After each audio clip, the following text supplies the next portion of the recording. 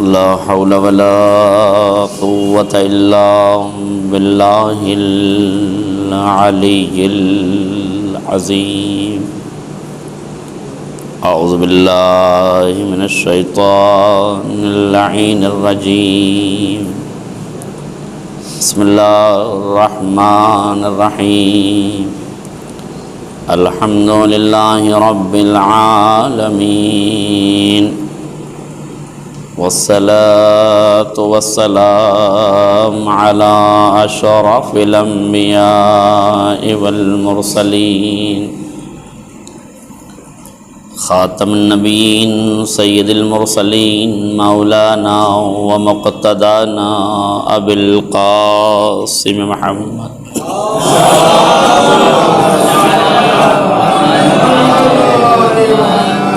وعلى آل بيته الطيبين الطاهرين المعصومين المظلومين، ولعنة الدائمة الباقية على أعدائهم أجمعين من الآن إلى قيام يوم الدين. أما بعد، فقد قال الله الحكيم في كتابه المجيد. بسم الله الرحمن الرحيم. يا أيها الذين آمنوا اتقوا الله وكونوا مع الصادقين. صلى الله عليه وسلم.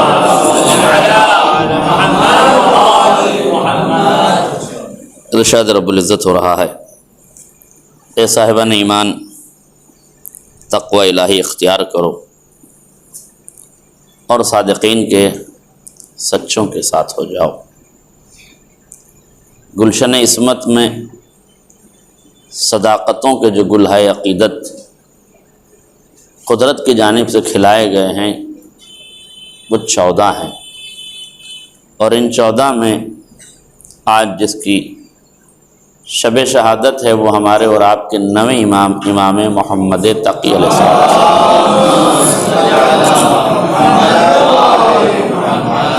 اس مختصر سے وقت میں آپ کی حیات طیبہ پر روشنی ڈالنا ہے۔ یوں بھی ہمارے 9ویں امام کی خاصیت یہ ہے کہ آپ کو ائمہ اطہار میں سب سے کم عمر ظاہراً نصیب ہوئی ہے، تقریباً 25 برس کی حیات۔ کتنی ہوتی ہے 25 برس کی حیات؟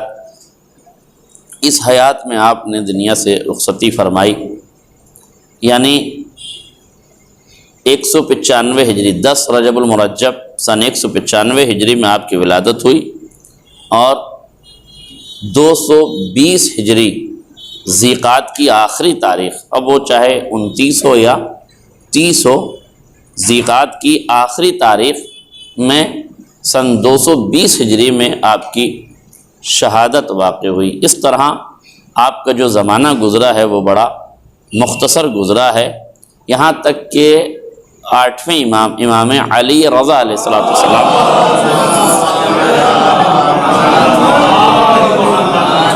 کی جب 47 برس کی عمر ہو گئی تب آپ کی ولادت باسعادت ہوئی ہے، اور آپ نے بھی تقریباً 5 یا 7 برس کی عمر تھی جس وقت آپ کے والد کا انتقال ہوا، شہادت ہوئی۔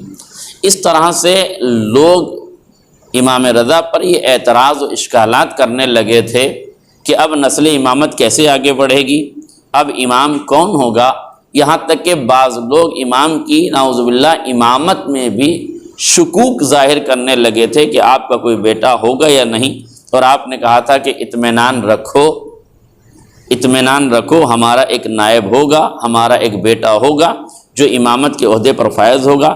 جب امام اس دنیا میں آئے ابھی 2-3 برس کی عمر تھی، 3 برس کی عمر تھی کہ امام نے فرمایا یہ میرا وارث ہے، یہ وقت کا امام ہے، یہ میرے جانے کے بعد امامت کی ذمہ داریاں سنبھالے گا۔ تو کسی نے کہا کہ مولا کیا اتنی کم سنی میں کسی کو امام مانا جا سکتا ہے؟ کیا اتنی کم سنی میں کسی کو امام کہا جا سکتا ہے؟ امام مسکرائے اور مسکرانے کے بعد فرمایا اگر گہوارے میں رہنے والا بچہ نبوت کا دعویٰ کر کے نبی ہو سکتا ہے، نبوت کا دعویٰ کر کے نبی ہو سکتا ہے، تو کیا 3 سال کا بچہ، جب 3 دن کا بچہ، چند لمحوں کا بچہ اقرار نبوت کر سکتا ہے تو کیا امام وقت اقرار امامت نہیں کر سکتا؟ لہذا یہ کہنا کہ امام ہوگا، یاد رکھیے گا امامت کا عہدہ عمر کے تقاضوں پہ منحصر نہیں ہے، بلکہ خدا کی جانب سے عطیہ کردہ یہ منصب ہے، یہ منصب ہے جو عطا کرتا ہے۔ لہذا قدرت کی جانب سے جو منصب عطا کیا ہے وہ اللہ اپنے نیک بندوں کو ودیت کرتا ہے اور عطا کرتا ہے، یاد رکھیے گا۔ اسی طریقے سے میں بہت جلدی بہت سی باتیں ہیں جو کرنی ہیں، لیکن جلدی اپنی باتوں کو سمیٹ رہا ہوں۔ امام کو بغداد سے، مدینے سے بغداد طلب کیا گیا، امام بغداد سے مدینے سے بغداد تشریف لائے۔ تاریخ کہتی ہے ابھی آپ کا سن مبارک 6 یا 7 برس کا ہوگا کہ امام ایک کنارے کھڑے ہوئے بچوں کا کھیل دیکھ رہے تھے، دنیا کے بچے کھیل رہے تھے، امام وقت ان کھیلنے والوں کو دیکھ کر کف افسوس مل رہے تھے کہ اللہ نے انہیں عبادت کے لیے پیدا کیا ہے اور یہ بچے کھیل رہے ہیں۔ اسی دوران بادشاہ کی سواری گزری، جیسے ہی بادشاہ کی سواری گزری سلطنت کے آداب کو خاطر میں لانے والے افراد وہاں سے بھاگ کھڑے ہوئے۔ یا علامہ جوادی کی روشنی میں یہ کہہ دوں کہ جن کے اگلے بھاگے تھے ان کے بچے بھی بھاگنے لگے۔ جہاں بھاگنے کی رسم پرانی تھی وہاں وہ بھاگنے کی رسم بچوں میں بھی ودیت کر دی گئی اور نسل در نسل سلسلہ چلتا رہا۔ لیکن جو حیدر کرار کا لال تھا نہ وہ کل بھاگا تھا نہ وہ آج بھاگا ہے، لہذا امام کھڑے رہے۔ بادشاہ نے جب اپنے اس طریقے کو دیکھا کہ میری سواری کی ہیبت سے، بادشاہ کی جلالت سے میرے آنے سے سارے بچے بھاگ گئے، یہ ایک بچہ کون ہے جو بھاگا نہیں ہے، کھڑا رہا۔ اس نے بھی چاہا اندیکھا کر دیا جائے، سواری آگے بڑھا دی، سواری آگے بڑھا دی۔ اب کچھ دیر سواری آگے بڑھی، آگے بڑھنے کے بعد پھر پیچھے ہٹا۔ امام اپنی جگہ کھڑے ہیں، امام اپنی جگہ کھڑے ہیں، بادشاہ پہلے سامنے آیا، پھر آگے بڑھا، پھر پیچھے ہٹا۔ کائنات کو امامت نے بتایا ہمارا بچپنا بھی ہو تو استقامت کے ساتھ رہتا ہے اور ان کی جوانی بھی ہو تو سلطنتوں کے ساتھ آگے پیچھے ہوا کرتا ہے۔ سلطنت امام کے آگے پیچھے ہے، حاکم وقت امام کے آگے پیچھے ہے۔ امام کے قریب آیا، آنے کے بعد کہنے لگا جب سب بچے بھاگ گئے تو تم کیوں نہ بھاگے؟ جب سب بچے بھاگ گئے تو تم کیوں نہ بھاگے؟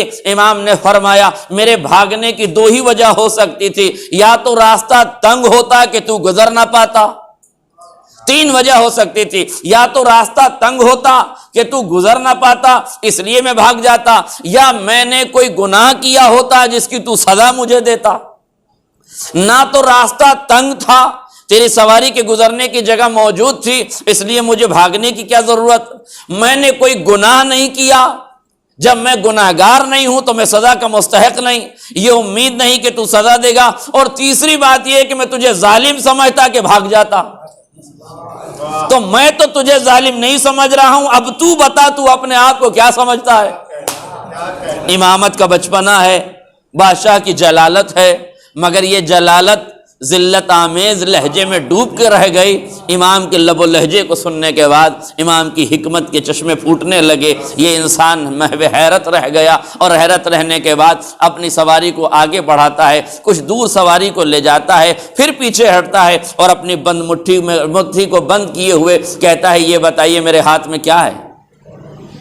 چھوٹا سا بچہ ہے، جواب سن چکا ہے، اس کے بعد پلٹ کے آیا ہے، آ کے کہتا ہے میری مٹھی میں کیا ہے؟ امام مسکرائے، مسکرانے کے بعد اس کی آنکھوں میں آنکھیں ڈال کے دیکھا، پھر فرمایا میرے آبا و اجداد نے ان کے آبا و اجداد سے، پورا تسلسل بتایا، میرے بابا نے ان کے بابا سے، ان کے بابا نے ان کے بابا سے، ان کے بابا نے ان کے بابا سے، یہاں تک کہ میرے جد نے رسول اللہ سے سنا ہے، رسول اللہ نے جبریل سے سنا ہے، جبریل سے اللہ نے کہا ہے کہ پروردگار عالم نے اس کائنات کو خلق فرمایا ہے، اس کائنات کی خلقت کے بعد اس نے دریاؤں میں روانی عطا کی ہے، دریاؤں میں روانی عطا کرنے کے بعد اس میں مخلوقات کو خلق کیا ہے، ان مخلوقات میں ایک مچھلیوں کو خلق کیا ہے، مخلوقات اپنی جگہ ہیں، اور اسی سرزمین پہ چند بادشاہ پیدا ہوئے ہیں جنہیں شکار کا شوق پیدا ہوا ہے، وہ اپنے باز شکاری کو مچھلی کا شکار کرنے کے لیے بھیجتے ہیں، ان کا باز شکاری مچھلی کا شکار کرتا ہے، وہ مختصر سی مچھلی کو اپنے ہاتھ میں لیتے ہیں اور ہم آل محمد کا امتحان لیتے ہیں،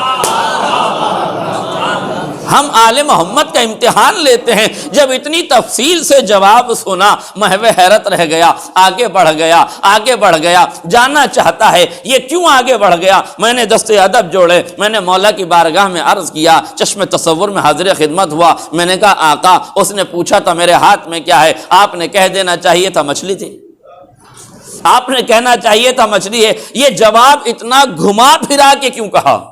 آج میرا جملہ واضح ہو جائے. یہ گھما پھرا کے کہنے کی کیا ضرورت تھی؟ آبا و اجداد کے تسلسل کو بتانا، اس کے بعد اللہ کی خلقت کو بتانا، اس کی مالکیت کو بتانا، بادشاہوں کے شوق کو بتانا. کہ اگر میں بتا دیتا کہ اس کے ہاتھ میں کیا ہے، جواب تو ہو جاتا، دنیا کو جواب تو معلوم ہو جاتا، مگر نہ امامت کی عظمت محسوس کی جاتی، نہ بادشاہوں کی ذلت محسوس کی جاتی.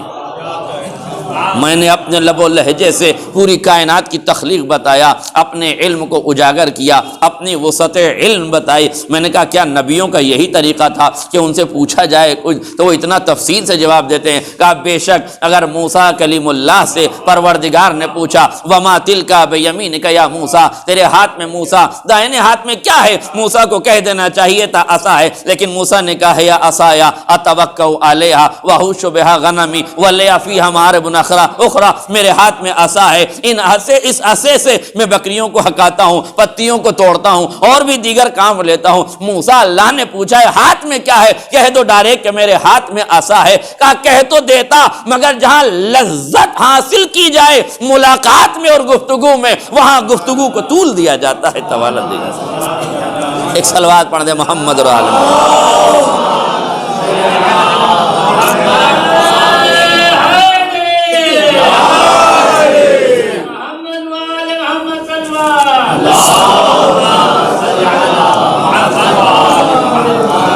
بادشاہ نے جواب کو سنا، پوچھا آپ کون ہیں؟ آپ نے فرمایا میں ابن الرضا ہوں، میں رضا کا بیٹا ہوں. یہ کہہ کے امام آگے بڑھے. ادھر بادشاہ نے فیصلہ کیا، اپنے دربار میں پہنچا، دربار میں درباریوں کو بلایا اور بلانے کے بعد کہنے لگا میں نے ایک فیصلہ کیا ہے. کہا کیا فیصلہ کیا ہے؟ کہا میں نے فیصلہ یہ کیا ہے کہ اپنی بیٹی کا رشتہ اس بچے سے کر دوں.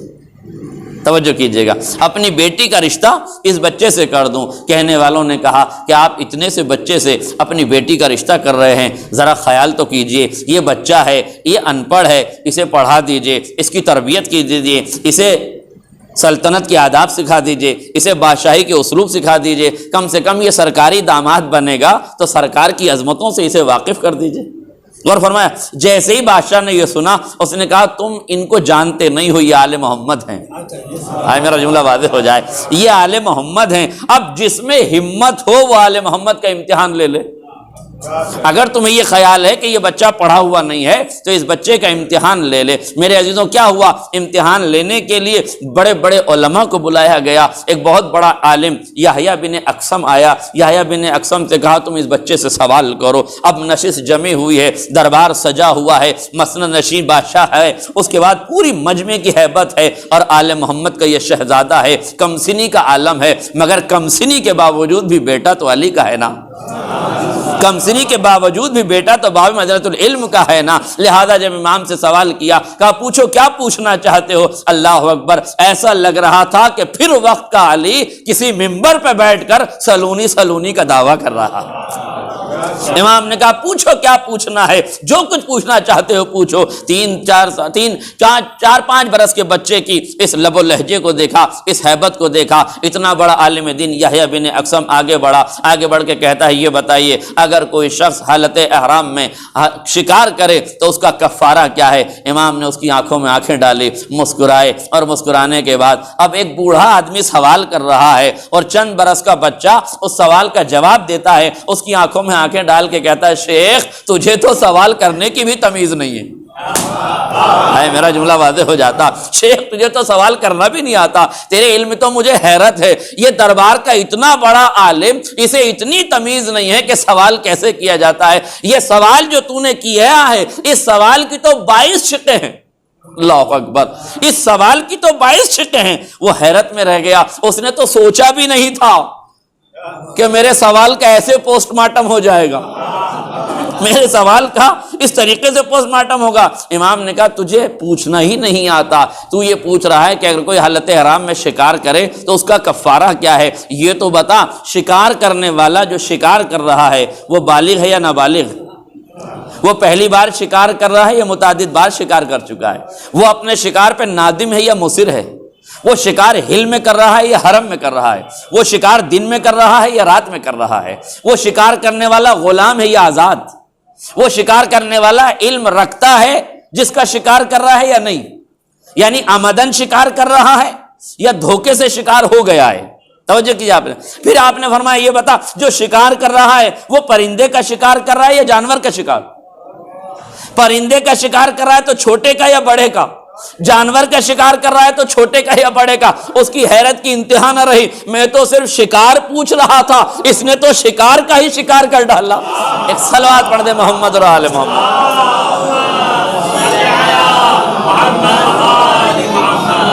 مجمع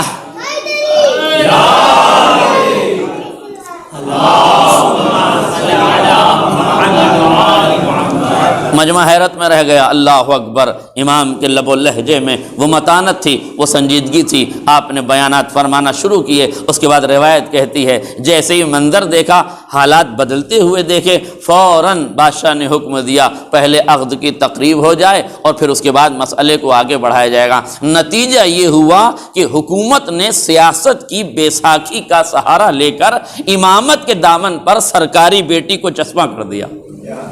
میرا جملہ واضح ہو جاتا. دیکھیے سرکاری بیٹی کا مطلب علامہ جوازی نے بڑا خوبصورت جملہ لکھا. سرکاری بیٹی کیا مطلب؟ سرکاری بیٹی یعنی حاکم وقت اپنی بیٹی کو دے رہا ہے. وہ جانتا نہیں ہے کہ یہ امام وقت ہیں. کیا امام رضا کو اپنی بیٹی دے نہیں چکا ہے؟ اس سے پہلے امام رضا کے عقد میں بادشاہ کی بیٹی آ چکی ہے کہ نہیں؟ لیکن قدرت نے اسے بھی زوجیت کا ظاہراً شرف تو بخشا مگر مادریت کا شرف نہیں بخشا. آج میرا جملہ واضح ہو جائے. امامت کی تاریخ رہی ہے کہ بادشاہ نے وقت نے اپنی بیٹیاں تو دی، یہ بادشاہت کی سیاست تھی کہ امامت کے دامن سے بیٹیاں چپکائی جائیں. یہ قدرت کا انتظام تھا کہ اس کے شجر تمنا پر کوئی ثمر نہ آنے دیا جائے. آج میرا جملہ واضح ہو جائے. آپ کی حسین سماعتوں کو میرا سلام ہے. حکومت کی تقاضے یہ رہے، سیاست کے تقاضے یہ رہے کہ سرکاری بیٹیاں دامن عصمت سے چسپاں کر دی گئی اور یہی کیا گیا. کبھی کمسن شہزادیوں کو لا کے گود میں بٹھا دیا گیا، کبھی کمسن شہزادوں کے سامنے بڑی بوڑھیاں لا کے رکھ دی گئی. آئے میرا جملہ واضح ہو جاتا. حکومت نے اپنا کام کیا، چسپاں کیا، مگر قدرت مسکرا رہی تھی. ایک بیٹی عرب کی ہے، ایک بیٹی عجم کی ہے، ایک بیٹی بادشاہ کی ہے، ایک بیٹی سمن مغربیہ ہے، مگر قدرت نے واضح کیا کہ بیٹی جو سیاست سے آئی ہے اس کے شجر تمنا پہ گل نہیں کھلے گا، اس بیٹی کے اوپر کھلے گا جو معرفت میں آئی ہے. قدرت نے بتایا سیاست میں آنے والی کل بھی بے اولاد تھی، آج بھی بے اولاد ہے. معرفت میں آنے والی کل بھی صاحب اولاد تھی، آج بھی صاحب. ایک صلوات پڑھ دے محمد.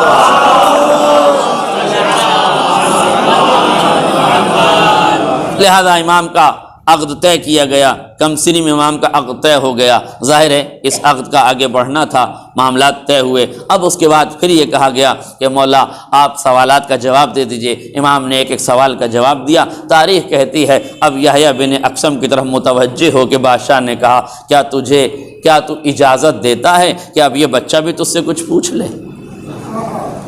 اب یحییٰ بن اقسم کا تو پہلے ہی کلیجہ پھٹ چکا تھا. میں نے ایک سوال کیا تھا، اس ایک سوال کے اس نے 22 شکیں نکال کے اتنی تفصیل سے جواب دے دیا ہے. اب اس بچے سے میں کیا پوچھوں؟ ظاہر ہے اب اس بچے سے کیا پوچھوں؟ ظاہر ہے کہ پوچھنے کا تو سوال ہی نہیں تھا. اب یہ اگر مجھ سے کچھ پوچھ لیا اس نے اور میں نہ بتا پایا تو میری ہیبت و جلالت کا کیا حال رہے گا. مگر چونکہ دربار کے آداب تھے کہ آپ کو سوال کرنا تھا، اس لیے امام نے پوچھا یہ بتا ایک شخص پر ایک عورت صبح کی نماز کے وقت حلال تھی، ظہر کے وقت حرام ہو گئی، عصر کے وقت پھر حلال ہو گئی، مغرب کے وقت پھر حرام ہو گئی، عشاء کے وقت پھر حلال ہو گئی، صبح کے وقت پھر حرام ہو گئی. اسے حرام و حلال میں اتنی تمیز ہوتی تو کچھ بولتا. حیرت میں پڑ گیا کیا ایک ہی عورت اتنے اوقات میں حلال بھی ہو سکتی ہے حرام بھی ہو سکتی ہے؟ اس کے سمجھ میں نہیں آیا کیسے حرام ہوگی کیسے حلال ہوگی. سوال سننا تھا، ہاتھوں کو جوڑا، نظر جھکائی، مجمع کو دیکھ کے کہنے لگا فرزند رسول آپ سے بہتر شریعت کون جانتا ہے؟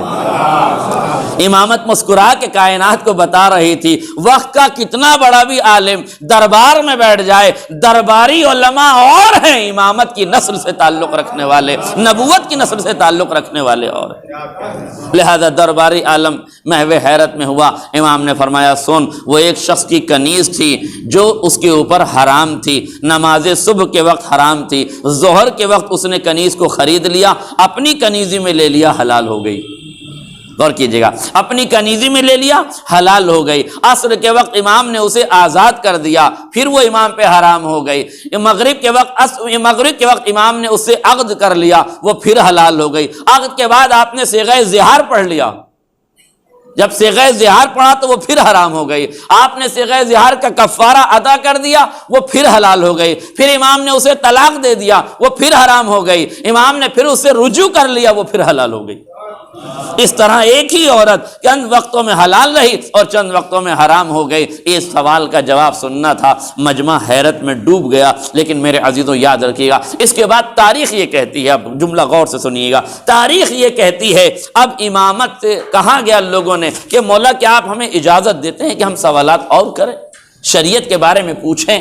اب روایت کہتی ہے امام سے 3 دن شبانہ روز، شب و روز ملا کے 3 دن تک امام سے سوالات کیے جاتے رہے، اور تاریخ کہتی ہے کہ 30,000 سوالوں کے جواب امام نے دیے۔ 30,000 سوالوں کے جواب امام نے دیے، تمام تر موضوعات سے متعلق جواب امام دیتے رہے۔ کاش امت نے، تاریخ نے ان سوالات کو محفوظ کیا ہوتا، مگر ملوکیت کے دست ستم سے لکھی جانے والی تاریخ امامت کے دہن سے نکلے ہوئے الفاظ کو کہاں ضبط تحریر کر سکی، کہاں صفحہ قرطاس کے حوالے کر سکی۔ نتیجہ یہ ہوا کہ امام نے سوالات کے جوابات تفصیل سے بیان کیے، مگر تاریخ کا ستم آل محمد پر یہ ہے کہ علم آل محمد کا بھی چھپایا گیا اور ان کا اظہار نہیں کیا گیا۔ یہ تو کرم ہے پروردگار کا کہ اس نے فضائل آل محمد دشمنوں کی زبان سے جاری کر کے ہم تک پہنچا دی، ورنہ سیاست نے علم کا گلا گھونٹنے کی بہت کوشش کی، اور آج بھی یہی ہو رہا ہے۔ سیاست علم کا گلا گھونٹ رہی ہے، سیاست نے اپنے گرگے بٹھا رکھے ہیں جو قرآن پہ شبہات پیدا کرتے ہیں، شریعت میں شبہات پیدا کرتے ہیں، دین میں شبہات پیدا کرتے ہیں۔ یہ کام آج کا نہیں ہے، کل بھی حکومت کے تلوے چاٹنے والے شریعت کو بدل رہے تھے، آج بھی حکومت کے تلوے چاٹنے والے شریعت کو بدل رہے ہیں۔ آج بھی شریعت کے اندر نقص نکالے جا رہے ہیں، کل بھی شریعت میں نقص نکالے جا رہے تھے، مگر آل محمد نے کل بھی دین کی سربراہی کی تھی اور آج بھی آل محمد دین کی سربراہی کر رہے ہیں۔ یہ عظمت قرآن بچانے کے لیے آل محمد نے اپنی قربانیاں پیش کی ہیں، اپنے وجود کو کائنات میں قربان کیا ہے۔ کس لیے آل محمد نے قربانیاں پیش کی ہیں؟ تاکہ کائنات کو علم دیا جا سکے۔ میرے عزیزو یاد رکھیے گا، آل محمد کے چاہنے والی قوم کی ذمہ داریوں میں سے عظیم ترین ذمہ داری یہ ہے کہ ان کا دامن مراد علم کے گوہر سے بھرا ہوا، علم سے کہ دامن، علم کے موتیوں سے ان کا دامن لبریز ہو۔ آل محمد کو اگر کسی فرد سے، کسی شخص سے، کسی شے سے نفرت ہے تو سب سے زیادہ نفرت آل محمد کو جہالت سے۔ مولا فرماتے ہیں لو سلمت الجہالہ لقتلتہ، اگر جہالت مجسم شکل میں آ جاتی تو میں اسے فوراً قتل کر دیتا، اس لیے کہ علی کو سب کچھ برداشت ہے، جہالت برداشت نہیں۔ جاہل قوم علی کو برداشت نہیں ہے، ضمیر فروش لوگ علی کو برداشت نہیں ہے، عقیدوں کا سودا کرنے والے لوگ آل محمد کو برداشت نہیں ہے۔ جتنے دن زندہ رہیے عقیدوں پہ برقرار رہیے، عقیدوں پہ سالم رہیے، جتنے دن زندہ رہیے علم کے حصول میں کوشاں رہیے، علم کے لیے اپنے بچوں کو پڑھائیے۔ اسی لیے آپ یاد رکھیے گا، سید حسن نصر اللہ کا یہ پیغام ہے آل محمد کے شیعوں کو، اور بالخصوص شیعان آل محمد جو ہندوستان کی اس پرخطر وادی میں رہتے ہیں، ان کو یہ حکم ہے، انہوں نے یہ کہا ہے کہ میرے چاہنے والوں سے، آل محمد کے چاہنے والوں کو یہ پیغام بھیجو کہ تمہیں تلوار اٹھانے کی ضرورت نہیں ہے، تمہیں اسلحہ جمع کرنے کی ضرورت نہیں ہے، تمہیں محاذ پیدا کرنے کی ضرورت نہیں ہے، تمہیں محاذ آرائی کی ضرورت نہیں ہے، تمہیں سر کٹانے کی ضرورت نہیں ہے، تمہیں جام شہادت نوش کرنے کی ضرورت نہیں ہے، تمہیں میدان میں آنے کی ضرورت نہیں ہے، تلواریں ہم پہ چھوڑ دو، اسلحے ہم پہ چھوڑ دو، سر کٹانے کی ذمہ داری ہم پہ چھوڑ دو، شہادت کی ذمہ داری ہم پہ چھوڑ دو۔ اگر تم کچھ کر سکتے ہو تو اپنے بچوں کے ہاتھ میں قلم دے دو، اپنے بچوں کو علم سے آراستہ کر دو۔ جو قوم اپنے بچوں کو تعلیم دے دے، اس قوم سے برتر و بہتر کائنات میں کوئی قوم نہیں۔ میرے عزیزوں یاد رکھیے گا، اگر آج واقعاً امت نے، آل محمد نے جو علم دیا تھا وہ علم ہم نے کائنات تک پہنچا دیا ہوتا، آج ہم ویکسین کے لیے انتظار کر رہے ہیں یورپ کی طرف، آج ہم انتظار کر رہے ہیں کہ کرونا ختم ہو، ہم مسجدوں میں دعائیں تو کر رہے ہیں کرونا کے ختم ہونے کے، لیکن ہمارے پاس وہ علم نہیں جس سے ہم بیماریوں کا علاج کر سکیں۔ وہ کیوں نہیں ہے ہمارے پاس علم؟ آل محمد نے تو ہر طرح کا علم ہمیں دیا ہے، ہمارے پاس علم کیوں نہیں ہے؟ اس لیے کہ ہم نے علم کی مشگافیاں نہیں کی ہیں، ہم نے علم کی جانب قدم نہیں بڑھایا ہے۔ آل محمد جو علم ہم سے چاہتے تو وہ ہم نے حاصل نہیں کیا ہے، ہم نے اس چند روزہ شبانہ حیات کو اپنی زندگی سمجھ لیا ہے۔ میرے عزیزوں، جہل میں گزاری گئی زندگی زندگی نہیں ہے، موت سے بدتر ہے، اور علم کے سانچے میں ڈھلی ہوئی زندگی مصیبت و آلام میں بھی گزرے تو گل و گلشن کے مانند ہے۔ اس لیے یاد رکھیے گا، ہماری ذمہ داری ہے کہ ہم جہالت کا خاتمہ کریں اور علم کی راہوں پہ آگے قدم بڑھائیں۔ علم ہی تقوی کی طرف لے جاتا ہے، علم ہی معرفت کی طرف لے جاتا ہے، علم ہی عبادت کی طرف لے جاتا ہے۔ اور یہ یاد رکھیے گا، ان اللہ لا یغیر ما بقوم حتی یغیروا ما بانفسہم، پروردگار اس وقت تک کسی قوم کے حالات نہیں بدلتا جب تک کہ وہ قوم اپنے حالات نہ بدلنا چاہے۔ بدلنے کا ارادہ تم کرو، توفیق پروردگار کی جانب سے ہوگی۔ ایک قدم تم بڑھاؤ، قدرت 10 قدم تمہاری جانب بڑھائے گی، قدرت تمہاری جانب 10 قدم بڑھائے گی۔ پروردگار اگر تجھے 10 قدم ہماری جانب بڑھانا ہے تو ہمارے ایک قدم کا انتظار کیوں کر رہا ہے؟ ہم اپنی جگہ پر بیٹھ جاتے ہیں، تو اپنے قدم بڑھا کے ہماری طرف آ جا، آواز قدرت آئے گی۔ میں پڑھنا تو چاہتا ہوں مگر میں کاہل بستیوں میں نہیں جانا چاہتا، میں متحرک سماج میں جانا چاہتا ہوں۔ اس لیے یاد رکھیے گا، متحرک سماج وہی ہے جو علم کا پیاسا ہو، متحرک سماج وہی ہے جس کے وجود میں علم کی تشنگی ہو۔ میرے عزیزوں، موسیٰ صدر جو لبنان کے لیڈر تھے، جو لبنان میں حزب اللہ کے کسی زمانے میں لیڈر تھے، وہ فرماتے تھے کہ اچھا سماج وہ نہیں ہے جہاں مسجدیں بھری ہوئی ہوں، امام باڑے چھلک رہے ہوں، جہاں اچھی اچھی باتیں لوگ کر رہے ہوں۔ اچھا سماج اچھی باتوں سے نہیں ناپا جاتا، اچھا سماج اچھے اعمال سے ناپا جاتا ہے، اچھے کردار سے ناپا جاتا ہے، اچھے افعال و حرکات و سکنات سے ناپا جاتا ہے۔ مسجدوں میں تمہیں چھلکتے ہوئے لوگ، پیشانیوں پر سجدے کرنے والے، نمازیں پڑھنے والے، تمہیں ان سے دھوکہ نہ کھانا۔ اگر دیکھنا ہے کہ نمازی واقعا نمازی ہے کہ نہیں، تو اسی نمازی کی دکان پہ جا کے ترازو میں جھول دیکھ لینا کہ ہے کہ نہیں۔ اگر معاملات میں بدترین آدمی ہیں، اگر لب و لہجہ سخت ہے، تو نمازوں کا کیا فائدہ ہے؟ آرایت الذی یکذب بالدین، پیغمبر کیا آپ نہیں دیکھتے کہ ان لوگوں نے دین کو جھٹلا دیا ہے؟ کون لوگ ہیں؟ آرایت الذی یکذب بالدین فذلک الذی یدع الیتیم، جس سماج میں یتیم کو دھکے دے کے باہر نکالا جاتا ہو، جس سماج میں یتیموں کا مال ہڑپ کیا جاتا ہو، انما یاکلون فی بطونہم نارا، وہ لوگ جو یتیموں کا مال کھاتے ہیں، در حقیقت وہ یتیموں کا مال نہیں کھا رہے ہیں، اپنے پیٹ میں آگ بھر رہے ہیں۔ اللہ اکبر! اگر کسی ایک یتیم کا مال کھایا تو پیٹ میں آگ بھر رہے ہیں، تو جو لوگ یتیمان آل محمد کا حق کھا کے بیٹھے ہیں، جو فدق لوٹ کے بیٹھے ہیں، جو خمس کھا کے بیٹھے ہیں، جو مسجدیں ہڑپ کر کے بیٹھے ہیں، جو امام بارگاہیں ہڑپ کر کے بیٹھے ہیں، سوچئے میرے عزیزوں وہ اپنے پیٹوں میں کتنی آگ بھر رہے ہیں۔ انما یاکلون فی بطونہم نارا، وہ اپنے پیٹ میں آگ بھر رہے ہیں، آگ بھر رہے ہیں۔ یاد رکھیے گا، پھر کہتے ہیں ارایت الذی یکذب بالدین فذلک الذی یدع الیتیم،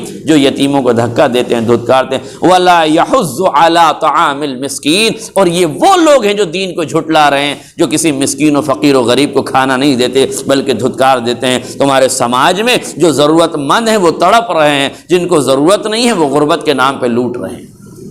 ایسا بدترین سماج ہم نے ڈیولپ کر دیا ہے کہ جہاں غربتیں تڑپ رہی ہیں، جو غربت میں ہے وہ غیرت دار ہے، مانگتا نہیں، جن کو مانگنے کی عادت پڑ گئی ہے ان کی غیرتیں نیلام ہو گئی ہیں، جن کو ضرورت نہیں ہے وہ مانگ رہے ہیں، جن کو ضرورت ہے وہ غیرت سے گڑے جا رہے ہیں۔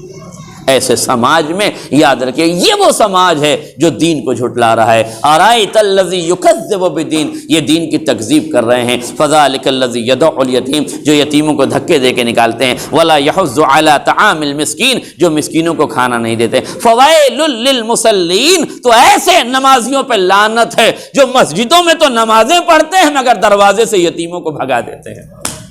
ویل للمصلین الذین هم فی صلاتہم ساہون، جو اپنی نمازوں میں غفلتیں برتتے ہیں۔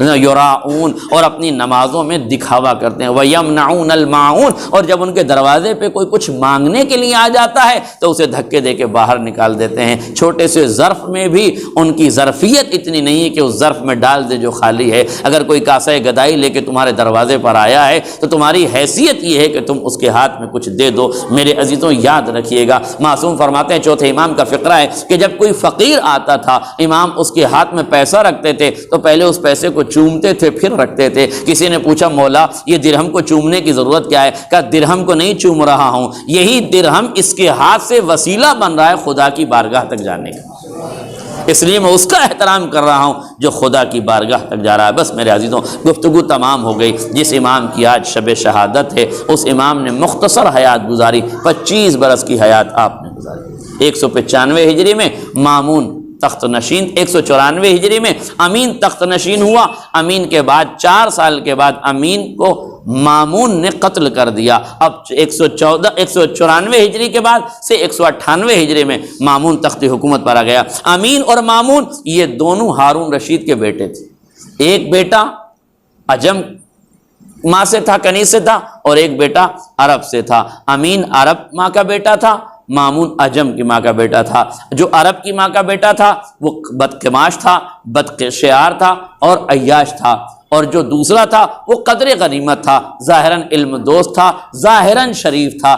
ظاہراً میں کہہ رہا ہوں، حقیقتاً نہیں، کیونکہ تاریخ میں یہی لکھا ہے ظاہراً وہ شریف تھا لیکن حقیقت میں شریف نہیں تھا، حکومت کے بیٹے تھے۔ ہارون رشید اسی قسم پرسی میں تھا کہ میرے 2 بیٹے ہیں، حکومت کس کے حوالے کروں؟ چاہتا تھا کہ مامون کے حوالے کروں، مگر چونکہ وہ عجم ماں سے تھا اس لیے عرب نالا تھے، چاہتے نہیں تھے۔ اب اس کی مجبوری یہ تھی کہ اس نے اپنی حکومت کو تقسیم کیا، ایک حصہ عرب کا امین کو دیا، ایک حصہ عجم کا مامون کو دیا۔ لہذا ترکستان، ایران اور خراسان یہ 3 علاقے مامون کو دیے گئے، اس کے علاوہ یمن، حجاز اور مدینہ کا یہ علاقہ اس نے امین کو دے دیا۔ مگر ظاہر ہے دونوں بھائیوں نے حکومت تو سنبھالی لیکن حکومت سنبھالنے کے بعد پوری حکومت حاصل کرنے کی چپکلش میں لگ گئے، اور اب امین اور مامون کے درمیان جھگڑا ہوا، اور اس حد تک جھگڑا بڑھا کہ مامون نے امین کا قتل عام کر دیا۔ ایک بھائی نے دوسرے بھائی کا قتل کر دیا، بھائی کے سر کو دارالامارہ پہ لٹکایا گیا تاکہ عبرت کا نشان بن جائے۔ یہ ہے دنیا کی لالچ، یہ ہے حکومت کے جہاں انسان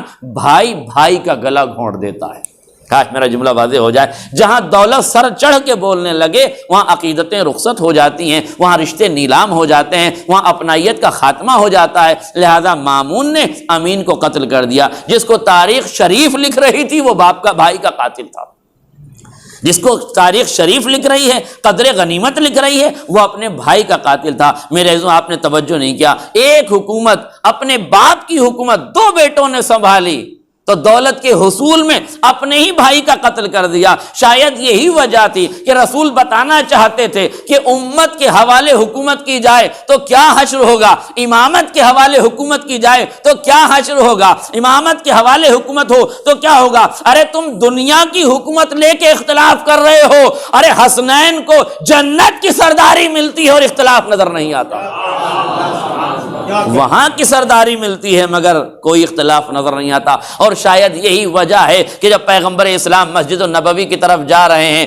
عید کا دن ہے، دونوں بچوں کو کاندھے پہ بٹھائے ہوئے ہیں، بچوں کے ہاتھ میں زلفیں تھمائے ہوئے ہیں، بچوں نے کہا نانا ہمارا ناقہ ہے، ہمارے ناقے کی مہار نہیں ہے۔ نبی ناقہ بنے ہوئے ہیں، ناقہ بننے کے بعد نبی نے اپنی زلفوں کو پھیلا دیا، دونوں بچوں کے ہاتھ میں زلفیں دے دی۔ تاریخ کہتی ہے جیسے ہی آگے بڑھے، آگے بڑھنا تھا، کچھ لوگ کہنے لگے کتنی بہترین سواری ہے، نعم المرکب، نعم المرکب، کتنی اچھی سواری ہے۔ امام نے فرمایا، معصوم نے فرمایا، پیغمبر نے فرمایا یہ کیوں نہیں کہتا نعم الراکب، یہ کیوں کہہ رہا ہے کتنی اچھی سواری ہے، یہ کیوں نہیں کہتے کتنے خوبصورت سوار ہیں۔ اللہ اکبر، نبی اپنے سامنے اپنی تعریف کے بجائے حسنین کی تعریف کرنا چاہتے ہیں۔ امت مسلمہ اس واقعے کو سمجھ لے، نبی اس بات سے خوش نہیں ہوتے کہ ان کی تعریف کی جائے، نبی اس بات سے خوش رہے ہوتے ہیں کہ حسنین کی تعریف کی جائے۔ نبی کو کملی والے کہنے والوں، نبوت کو خوش کرنا چاہتے ہو تو نبوت کی تعریف کے بجائے تمہیں حسنین شریفین کی تعریف کرنا چاہیے۔ تاریخ کہتی ہے امام آگے بڑھے، اصحاب نے نبی آگے بڑھے، اصحاب نے کہا مولا ہم یہ بچوں کو ہمیں دے دیے۔ امام مسکرائے اور مسکرانے کے بعد کہا گلاب کے پھول گلاب پر ہی اچھے لگتے ہیں، ببول کے کانٹوں پہ اچھے نہیں لگتے۔ ایک صلوات پڑھ دے محمد اور آل محمد۔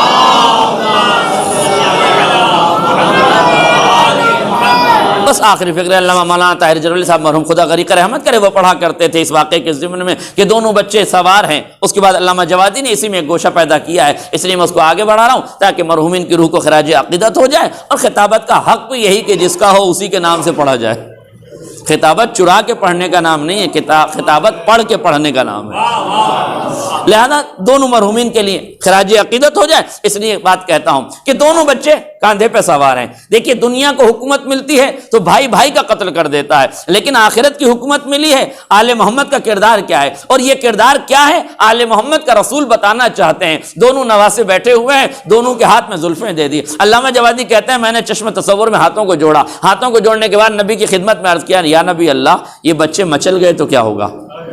ہائے میرا جملہ واضح ہو جاتا، یہ بچے مچل گئے تو کیا ہوگا؟ ایک بیٹے نے کہا نانا گھر چلیے، دوسرے نے کہا نانا مسجد چلیے۔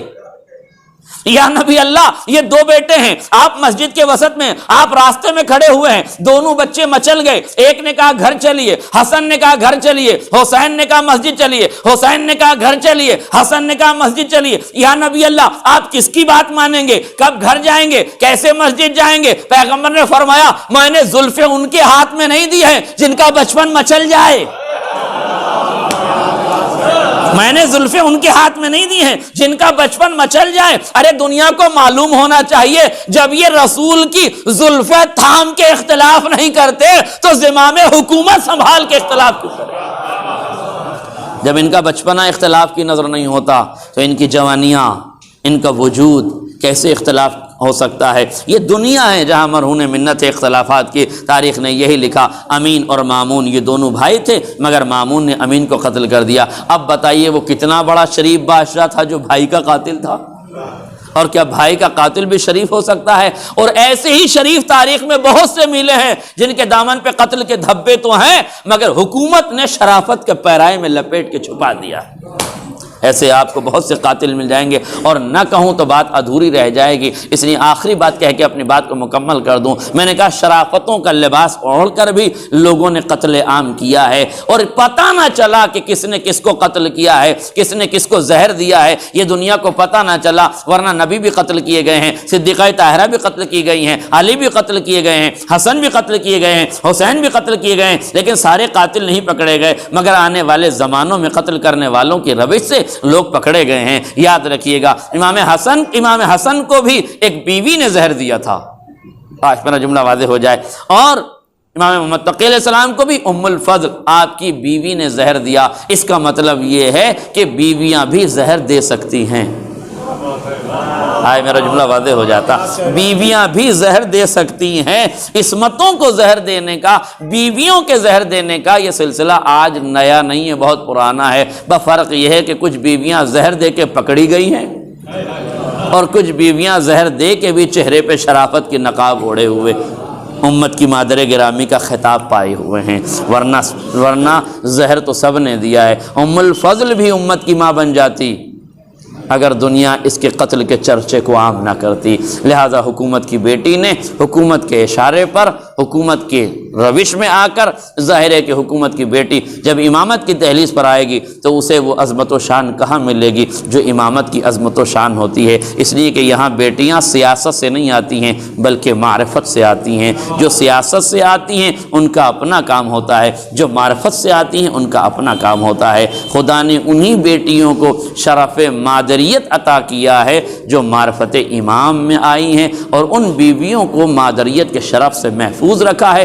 دور رکھا ہے جو سیاست میں آئی ہیں۔ یہی قانون ہے۔ اس لیے امام نے سمانہ مغربیہ سے جب شادی کی ہے تو ان سے بیٹے امام علی نقی ہوئے ہیں، لیکن ام الفضل سے کوئی اولاد نہیں ہوئی۔ ام الفضل سے اولاد اسی لیے نہیں ہوئی کہ ام الفضل آپ کے قاتلوں میں سے تھی، آپ کو زہر دیا گیا، اور تاریخ کہتی ہے اتنا اذیت ناک زہر تھا، اتنا اذیت ناک زہر تھا۔ میرے جو تاریخ میں عجیب جملہ لکھا ہے، اتنا اذیت ناک زہر تھا کہ بہت امام ائمہ کو قتل کیا گیا، مگر ائمہ نے اپنے قاتلوں کے لیے بد دعا نہیں کی، اپنے قاتلوں کے لیے بد دعا نہیں کی، بلکہ قاتلوں کو بالغ کی بارگاہ اور عدالت پہ چھوڑ دیا، مگر امام محمد تقی علیہ السلام کو جو زہر دیا گیا تھا اس زہر کی شدت اس قدر تھی کہ امام نے اس بیوی کے لیے بد دعا کی، اور امام کی یہ بد دعا قبول ہوئی، اور وہ ایسے مرض میں مبتلا ہوئی کہ پھر زندگی بھر اسی مرض میں مبتلا رہی اور لذت حیات سے محروم ہو گئی۔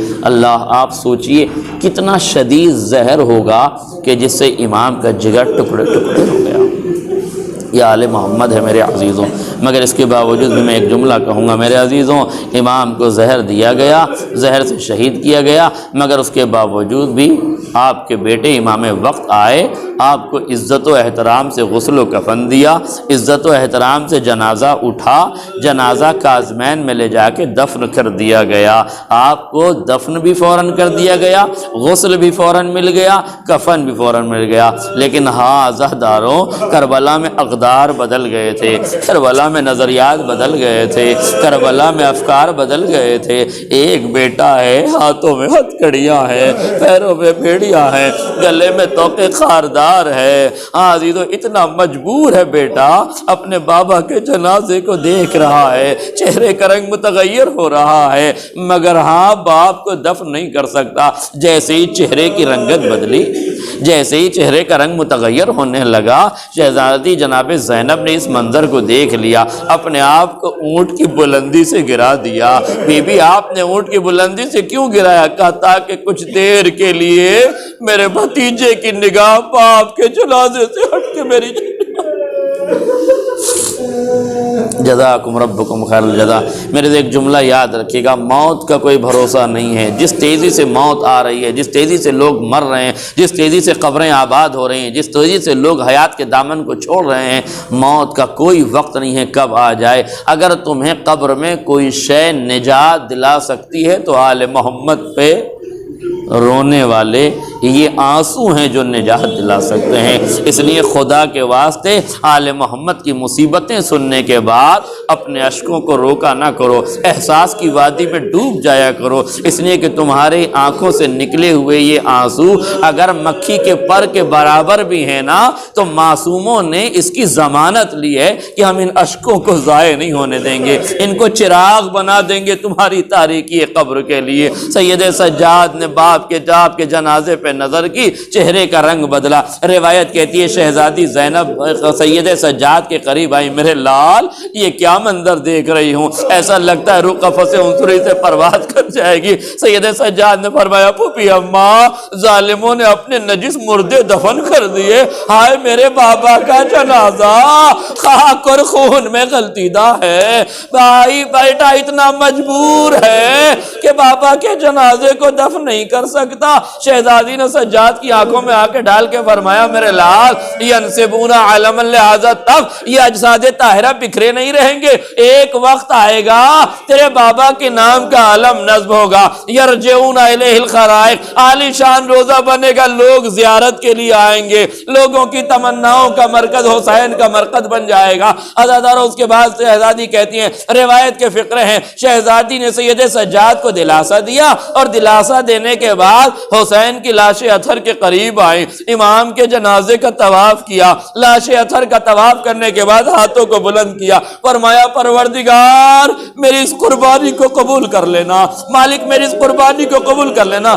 آخری فقرے سنیے، گفتگو تمام ہو گئی، میری اس قربانی کو قبول کر لینا۔ شہزادی نے مدینے کا رخ کیا اور ایک مرتبہ حسین سے مخاطب ہو کے فرمایا، میرے بھیا حل جزاء الاحسان الا الاحسان، کیا نیکی کا بدلہ نیکی نہیں ہوا کرتا؟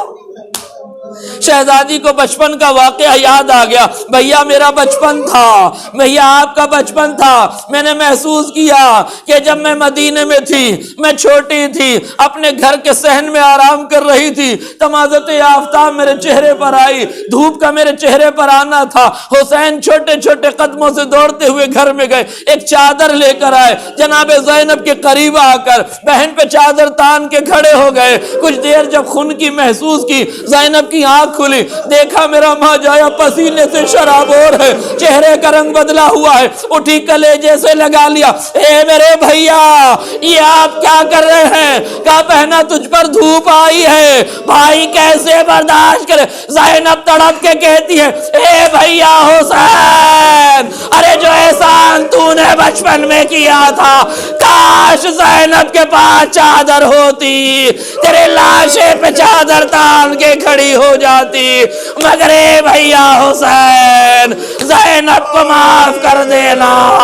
مدینے کا رخی آواز دی، یا جدہ صلو علیک ملیک السما وہذا حسین مرمل بالدماء مقطع الاعضاء وبناتہ سبع۔ اے نانا مدینے سے آئیے، آپ پر ملائکہ ارض و سماوات نے نماز ادا کی، مگر آپ کا بیٹا خاک اور خون میں غلطی دا، جسم کے ٹکڑے کر دیے گئے، جسم کو پامال کر دیا گیا، اس کی اولاد کو قیدی و اسیر بنا دیا گیا۔